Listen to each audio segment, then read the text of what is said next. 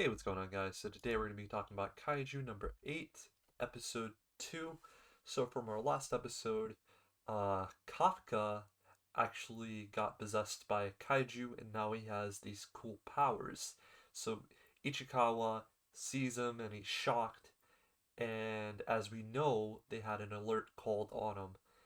And the thing is, I didn't really talk about this last episode, but they bring it back up that before he got possessed by this kaiju thing, he sworn to actually try again to join the defensive forces.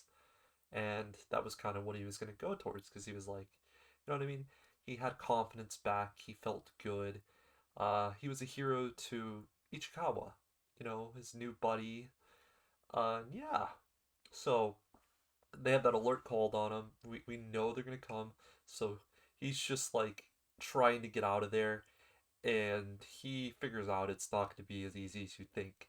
Since he's a kaiju, technically, he's just breaking things by accident. Whenever you touch something, it just blows to pieces. And yeah, they eventually do get out of the hospital after him breaking many things. This series, okay, I'm going to break between this and say this. It does this comedy very well as the action parts. I really love it, and I gotta say, definitely after the second episode, before I go anywhere else, that this is a must watch this season, and I will say it is best anime that is new this season so far. I will probably watch other things, but this one is a shocker of how great it was. I had the manga at one point and I wish I read it sooner. It is that good to me. So yeah, they finally leave this hospital and they're making a run, and Ichikawa's like everyone's going to they're like going to shelters. Everyone's going to shelters and getting ready to get out of there because the alert is called. Defensive forces are out to go run and find him. They already know he's at the hospital. And yeah, they finally get to like this construction spot where it's like roped off. Ichikawa's telling them that this is the only chance they'll have to get away. And well, Kafka is just like talking to him like, yeah, you're right. And during that, we actually see on the map, and it goes back to the defensive forces, they get a kaiju alert. So they now are split on not chasing Kafka, our new kaiju, but there's a kaiju alert that is not him on the map. So we know that that's more important than what's going now. It's a big attack. So what happens is Kafka has this choice of what to do. You know what I mean? Does he want to be a hero in this series, or does he want to be the wimp that runs and hides and doesn't do anything? So after that, we see him run off into the distance. We weren't really too sure just yet, but we were pretty certain of what was gonna happen on what happens this next part. So there's this little girl and her mom. Her mom is actually stuck under the buggy, and she's just helpless and just, you know what I mean? Just very scared. And her mom is just telling her to go and leave, get out of here, don't die. Finally, the kaiju comes in and it's like it like sees her, the little girl and her mom, and it starts hitting to get into the building to try and get to her. It finally gets through, and it came in and it went to go chew and go eat the girl. Out of nowhere, Kafka comes in and he punches this monster, I believe, at the mouth area, and this little girl's like scared of him. He's like trying to like not make her scared. He's like thinking like, oh, maybe if I do a smile, that's like the whole gimmick. He tries smiling, he's like got like these like big like predator teeth, and it's just super scary. So he has to fight this giant monster, and this is where we get to see how next level he is. He powers up his punch. He's like, I'm gonna take this monster out. Uh, Ichikawa comes and he helps him by, he's like trying to help the girl and the mom.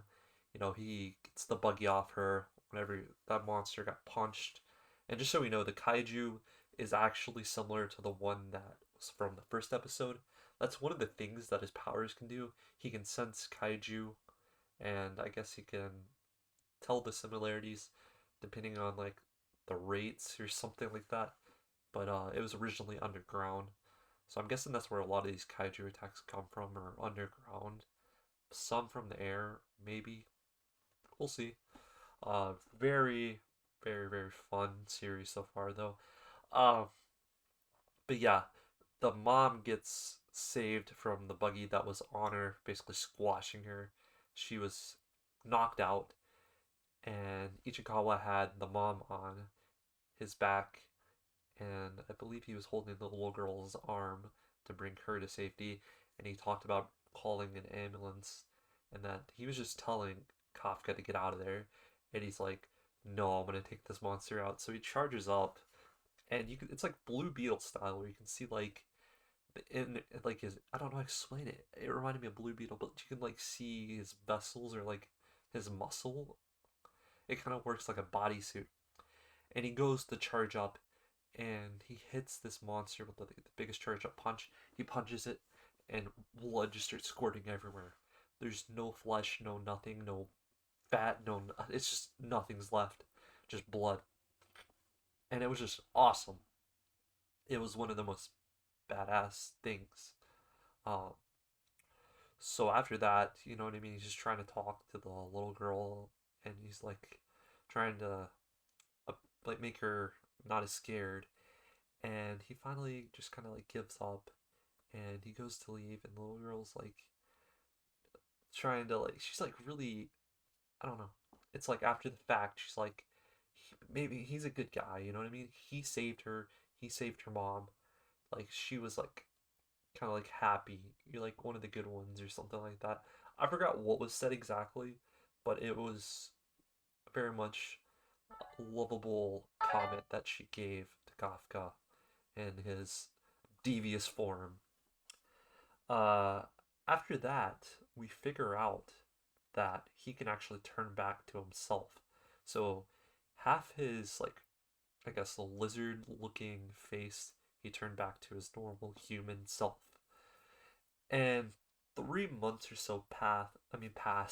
3 months passed. And we get to go back to his normal day to day. First shot we see is actually the news channel.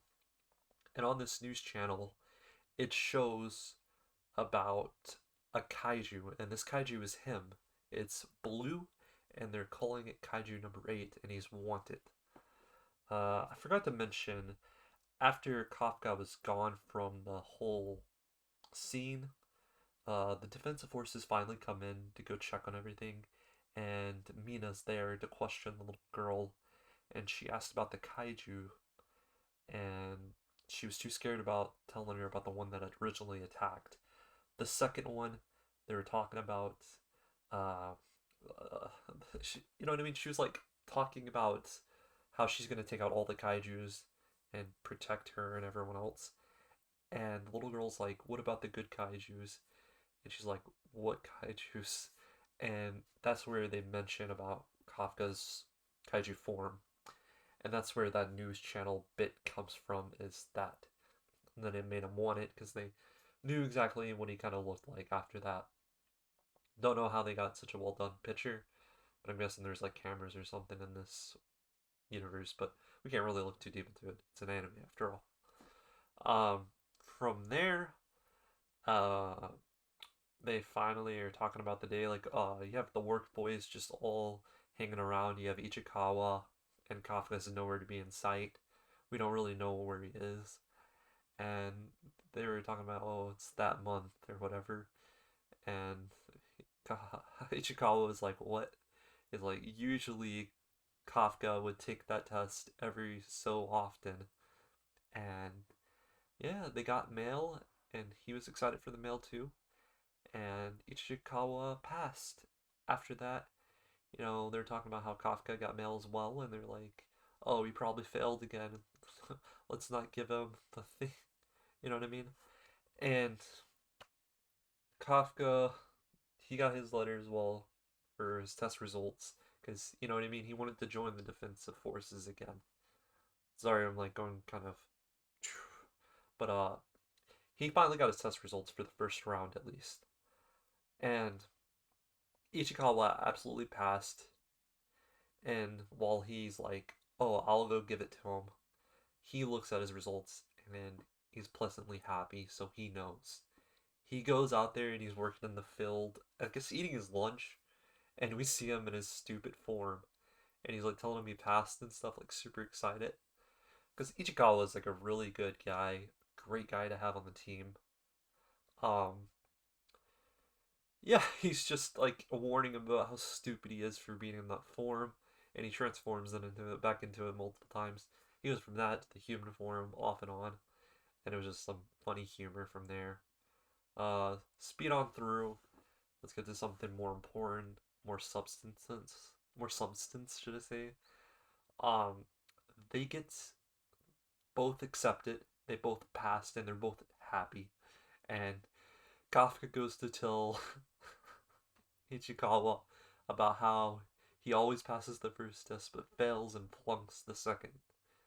So from there, we get to the second round, and they're at the big base, and there's just like a bunch of soldiers and a bunch of people in the parking lot, and we're getting ready to.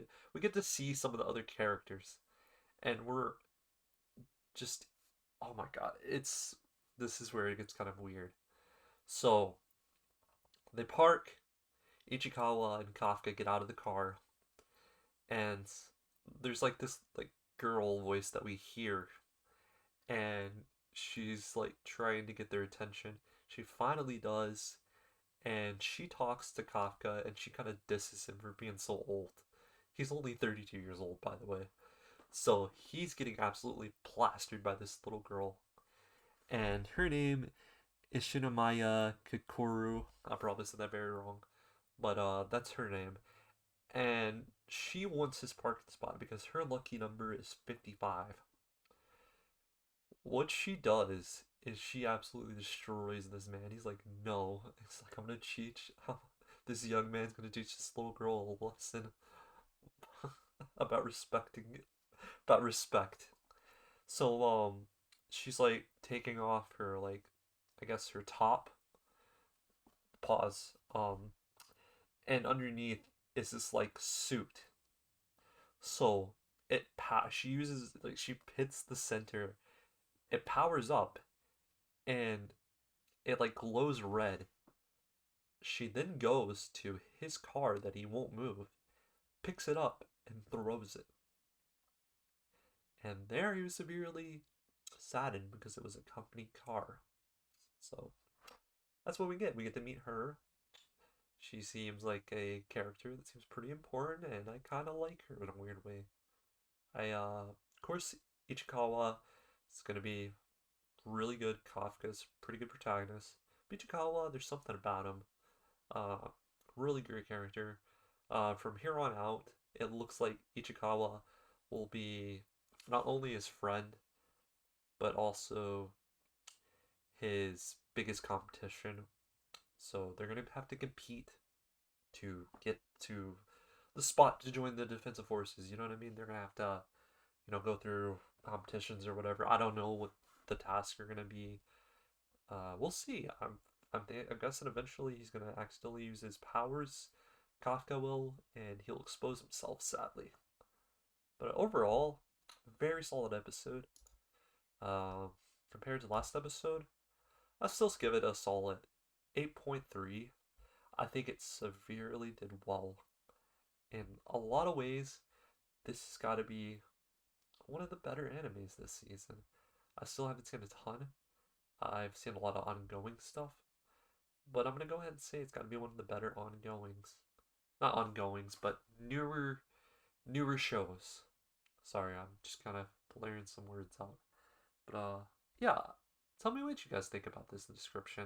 I always like to hear what people think and how they feel about it. I know the way that I explain things sometimes and tell you from my eyes aren't always exactly the best, but I try to give you like a short summary of what I got from it, or I try to explain things that to me, seem overly complicated sometimes to explain. This one goes kind of off, but it goes pretty on course, and I like that about it. Anyway, guys, I hope the best for you. Definitely check out this series. If I've said it quite a few times today, but do check it out. I believe it comes on at Saturdays, and I want you guys to also stay safe and peace.